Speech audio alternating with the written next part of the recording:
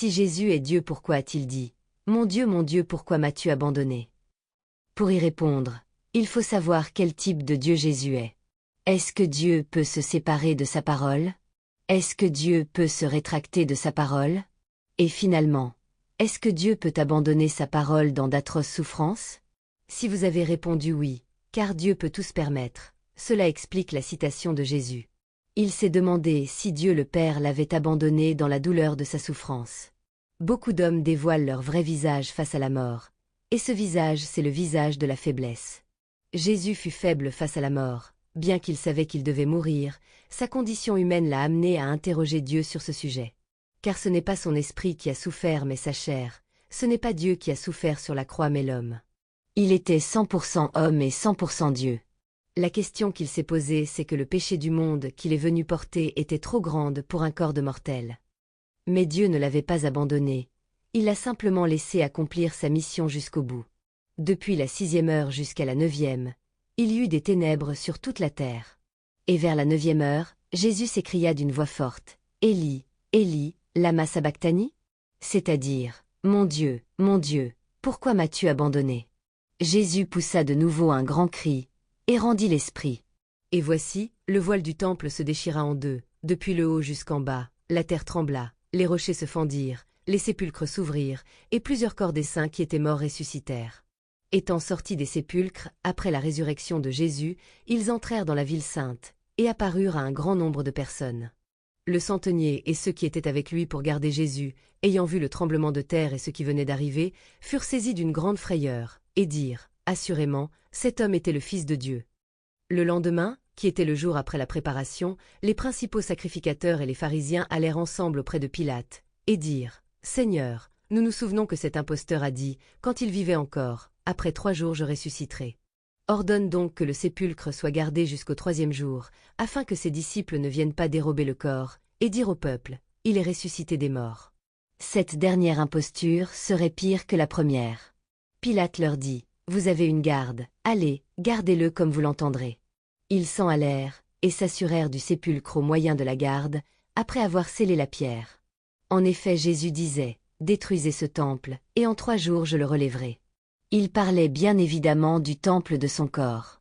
C'est pourquoi, lorsqu'il fut ressuscité des morts, ses disciples se souvinrent qu'il avait dit cela, et ils crurent à l'Écriture et à la parole que Jésus avait dite. Hébreux 5. Et Christ ne s'est pas non plus attribué la gloire de devenir souverain sacrificateur, mais il la tient de celui qui lui a dit, « Tu es mon fils, je t'ai engendré aujourd'hui. » Comme il dit encore ailleurs, « Tu es sacrificateur pour toujours, selon l'ordre de Melchizedek. » C'est lui qui, dans les jours de sa chair, ayant présenté avec de grands cris et avec larmes des prières et des supplications à celui qui pouvait le sauver de la mort, et ayant été exaucé à cause de sa piété, a appris, bien qu'il fût fils, l'obéissance par les choses qu'il a souffertes, et qui, après avoir été élevé à la perfection, est devenu pour tous ceux qui lui obéissent l'auteur d'un salut éternel. Dieu l'ayant déclaré souverain sacrificateur selon l'ordre de Melchizedek. Hébreux 10. Il est impossible que le sang des taureaux et des boucs ôte les péchés. C'est pourquoi Christ, entrant dans le monde, dit, « Tu n'as voulu ni sacrifice ni offrande, mais tu m'as formé un corps pour le pardon des péchés, tu n'as agréé ni holocauste ni sacrifice pour le péché. » Alors j'ai dit, « Voici, je viens dans le rouleau du livre, il est question de moi pour faire, ô Dieu, ta volonté. » Après avoir dit d'abord, « Tu n'as voulu et tu n'as agréé ni sacrifice ni offrande, ni holocauste ni sacrifice pour le péché ce qu'on offre selon la loi, » il dit ensuite, « Voici, je viens pour faire ta volonté. » Il abolit ainsi la première chose pour établir la seconde. C'est en vertu de cette volonté que nous sommes sanctifiés, par l'offrande du corps de Jésus-Christ, une fois pour toutes.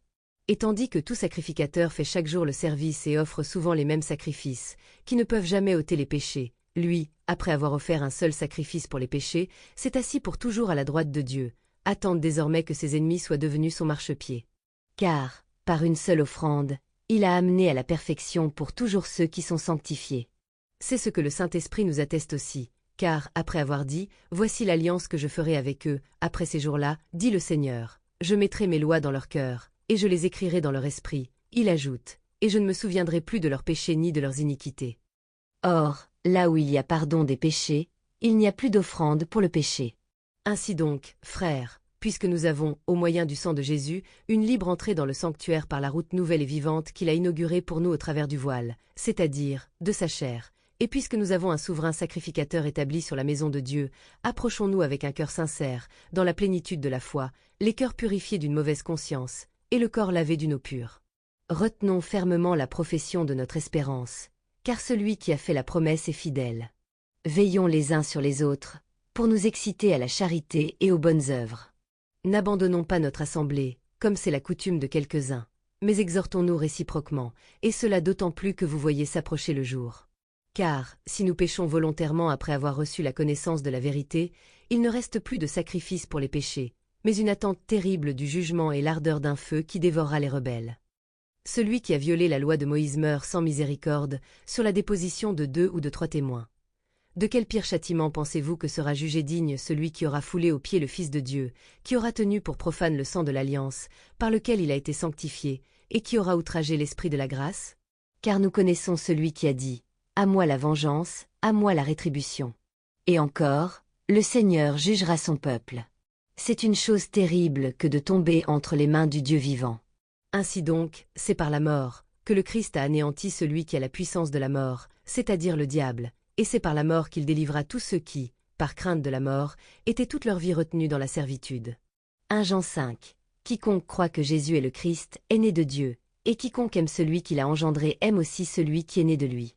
Nous connaissons que nous aimons les enfants de Dieu, lorsque nous aimons Dieu, et que nous pratiquons ses commandements. Car l'amour de Dieu consiste à garder ses commandements. Et ses commandements ne sont pas pénibles, parce que tout ce qui est né de Dieu triomphe du monde. Et la victoire qui triomphe du monde, c'est notre foi. Qui est celui qui a triomphé du monde, sinon celui qui croit que Jésus est le Fils de Dieu? C'est lui, Jésus-Christ, qui est venu avec de l'eau et du sang, non avec l'eau seulement, mais avec l'eau et avec le sang. Et c'est l'Esprit qui rend témoignage, parce que l'Esprit est la vérité. Car il y en a 3 qui rendent témoignage, l'Esprit, l'eau et le sang, et les 3 sont d'accord. L'Esprit du Père, la loi de l'eau, et le sang du Christ rendent témoignage. Le baptême d'eau permet de recevoir la loi du Saint-Esprit. Si nous recevons le témoignage des hommes, le témoignage de Dieu est plus grand, car le témoignage de Dieu consiste en ce qu'il a rendu témoignage à son Fils. Celui qui croit au Fils de Dieu a ce témoignage en lui-même.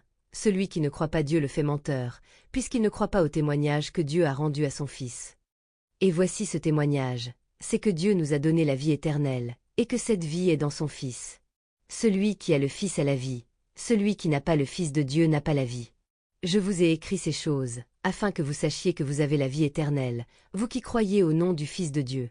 Nous avons auprès de lui cette assurance, que si nous demandons quelque chose selon sa volonté, il nous écoute. Et si nous savons qu'il nous écoute, quelque chose que nous demandions, nous savons que nous possédons la chose que nous lui avons demandée. Si quelqu'un voit son frère commettre un péché qui ne mène point à la mort, qu'il prie, et Dieu donnera la vie à ce frère. Il la donnera à ceux qui commettent un péché qui ne mène point à la mort. Il y a un péché qui mène à la mort. Ce n'est pas pour ce péché-là que je dis de prier.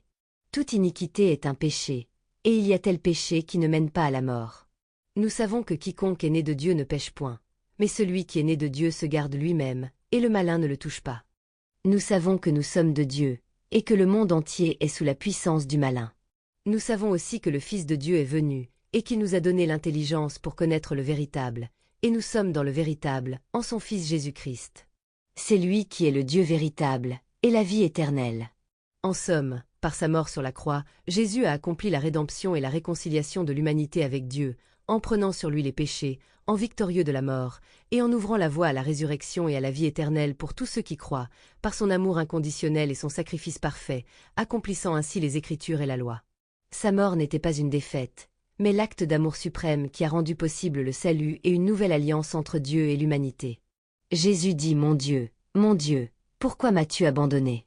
Sur la croix pour exprimer sa souffrance humaine intense, citant le début du psaume 22, qui parle de l'abandon, mais qui se termine par la louange et la victoire. Cette phrase révèle la tension entre sa nature divine et humaine, en prenant sur lui les péchés et la souffrance de l'humanité, ressentant la séparation d'avec Dieu, même s'il reste uni à lui, pour offrir le salut et montrer que Dieu est avec ceux qui souffrent et se sentent abandonnés. En citant le psaume 22, Jésus accomplit une nouvelle prophétie puisqu'il est le sceau des prophètes. Psaume 22 de David. Mon Dieu, pourquoi m'as-tu abandonné, et t'éloignes-tu sans me secourir, sans écouter mes plaintes? Mon Dieu! Je crie le jour, et tu ne réponds pas, la nuit, et je n'ai point de repos. Pourtant tu es le Saint, tu sièges au milieu des louanges d'Israël. En toi se confiaient nos pères, ils se confiaient, et tu les délivrais. Ils criaient à toi, et ils étaient sauvés, ils se confiaient en toi, et ils n'étaient point confus. Et moi, je suis un ver et non un homme, l'opprobre des hommes et le méprisé du peuple. Tous ceux qui me voient se moquent de moi, ils ouvrent la bouche, secouent la tête, recommande-toi à l'Éternel. L'Éternel le sauvera, il le délivrera, puisqu'il l'aime. Oui, tu m'as fait sortir du sein maternel, tu m'as mis en sûreté sur les mamelles de ma mère. Dès le sein maternel j'ai été sous ta garde, dès le ventre de ma mère tu as été mon Dieu. Ne t'éloigne pas de moi quand la détresse est proche, quand personne ne vient à mon secours. De nombreux taureaux sont autour de moi, des taureaux de Basan m'environnent. Ils ouvrent contre moi leur gueule, semblables au lion qui déchire et rugit. Je suis comme de l'eau qui s'écoule, et tous mes os se séparent. Mon cœur est comme de la cire, il se fond dans mes entrailles. Ma force se dessèche comme l'argile, et ma langue s'attache à mon palais. Tu me réduis à la poussière de la mort. Car des chiens m'environnent, une bande de scélérats rôde autour de moi. Ils ont percé mes mains et mes pieds. Je pourrais compter tous mes os. Eux, ils observent, ils me regardent, ils se partagent mes vêtements, ils tirent au sort ma tunique. Et toi, Éternel, ne t'éloigne pas. Toi qui es ma force, viens en hâte à mon secours. Protège mon âme contre le glaive, ma vie contre le pouvoir des chiens. Sauve-moi de la gueule du lion, délivre-moi des cornes du buffle. Je publierai ton nom parmi mes frères, je te célébrerai au milieu de l'assemblée. Vous qui craignez l'Éternel, louez-le. Vous tous, postérité de Jacob, glorifiez-le. Tremblez devant lui, vous tous, postérité d'Israël. Car il n'a ni mépris ni dédain pour les peines du misérable, et il ne lui cache point sa face, mais il l'écoute quand il crie à lui. Tu seras dans la grande assemblée l'objet de mes louanges. J'accomplirai mes vœux en présence de ceux qui te craignent. Les malheureux mangeront et se rassasieront, ceux qui cherchent l'Éternel le célébreront. Que votre cœur vive à toujours. Toutes les extrémités de la terre penseront à l'Éternel et se tourneront vers lui. Toutes les familles des nations se prosterneront devant ta face. Car à l'Éternel appartient le règne, il domine sur les nations. Tous les puissants de la terre mangeront et se prosterneront aussi. Devant lui s'inclineront tous ceux qui descendent dans la poussière, ceux qui ne peuvent conserver leur vie. La postérité le servira, on parlera du Seigneur à la génération future. Quand elle viendra, elle annoncera sa justice, elle annoncera son œuvre au peuple nouveau-né. C'est un cri de douleur profonde et une identification à la souffrance humaine, tout en étant une prière pleine d'espérance qui s'inscrit dans une perspective plus large de rédemption. Tout était prévu dans la vie du Christ, et sa vie n'était qu'une mise en scène. L'acte d'un film cinématographique que Jésus-Christ est venu interpréter en accomplissant toutes les prophéties. Il est Dieu et il a interprété l'humain en marchant comme un homme. Il s'est sacrifié pour les raisons que nous connaissons, d'une part pour vaincre la mort, et d'autre part pour le pardon des péchés qui ne passent plus par le sacrifice d'agneau, mais par le sacrifice éternel de Dieu sur la croix. Il n'est pas venu abolir mais accomplir. Il est le chemin, la vie et la vérité, nul ne parvient au Père sans passer par lui. Au final, si on considère Allah comme Dieu, on peut de ce fait dire qu'il s'est rétracté de sa parole, puisqu'Allah n'a pas de parole et donc pas de fils que nous considérons comme la parole de Dieu. Et celui qui se rétracte de sa parole n'a pas de parole saine, mais il a une parole vaine. Comment croire à une parole vaine? Comment croire à une parole qui n'est ni biblique ni christique? C'est se cacher dans la dérision et se détourner de la vérité. C'est profaner le Fils de Dieu, c'est profaner la Bible que de dire que Dieu n'a pas de parole engendrée. La parole de Dieu émane de Dieu puisque le Fils de Dieu est la parole émanante de Dieu. Ésaïe 7,14. C'est pourquoi le Seigneur lui-même vous donnera un signe. Voici, la jeune fille deviendra enceinte, elle enfantera un fils, et elle lui donnera le nom d'Emmanuel, qui signifie Dieu avec nous.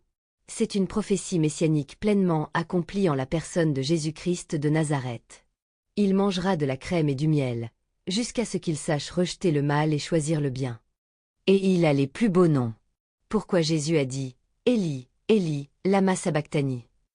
C'est pour accomplir la prophétie du psaume 22, et être en cohésion avec l'Écriture.